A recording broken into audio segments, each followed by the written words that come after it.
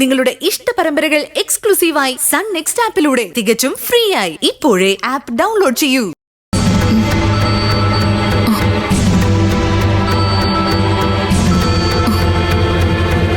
രൂപേഷ് ചേട്ടൻ എന്തിനായിരിക്കും ഇപ്പൊ വിളിക്കുന്നത്?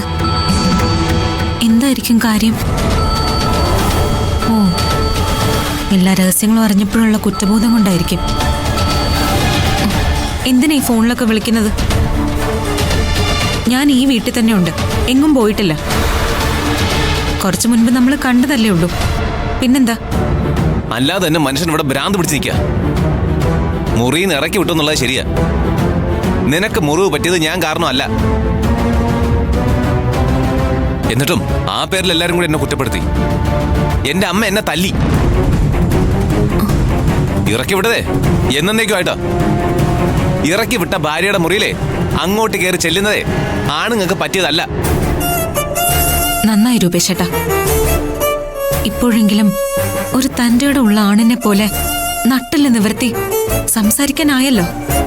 എനിക്കെതിരെ ആയാൽ പോലും എനിക്കിതില് ഒരു സങ്കടവുമില്ല, സന്തോഷമേ ഉള്ളൂ. ഞാൻ അതൊന്നും പറയാനല്ല വിളിച്ചത്. ദർശനയുടെ പോലീസ് കളിയൊന്നും ഇനി ഈ വീട്ടിൽ വേണ്ട. എന്റെ കുടുംബത്തിലെ ഒരു കാര്യത്തിലും ദർശന ഇടപെടേണ്ട കാര്യമില്ല.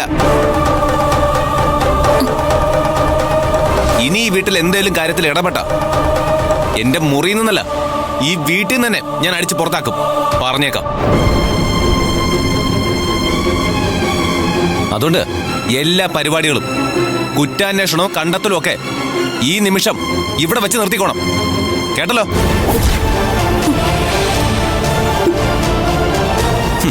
കല്യാണം വരെ ഇവിടെ നിന്നോട്ടെ എന്ന് വിചാരിച്ചപ്പോ മനുഷ്യന്റെ നെഞ്ചി ചവിട്ടാണല്ലേ?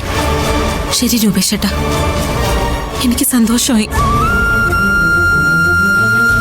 ഒരു സമയത്ത് രൂപേഷ് ചേട്ടൻ ഇത്രയും സ്ട്രോങ് ആയിട്ട് തല ഉയർത്തിപ്പിടിച്ച് സംസാരിക്കുന്നത് കാണാൻ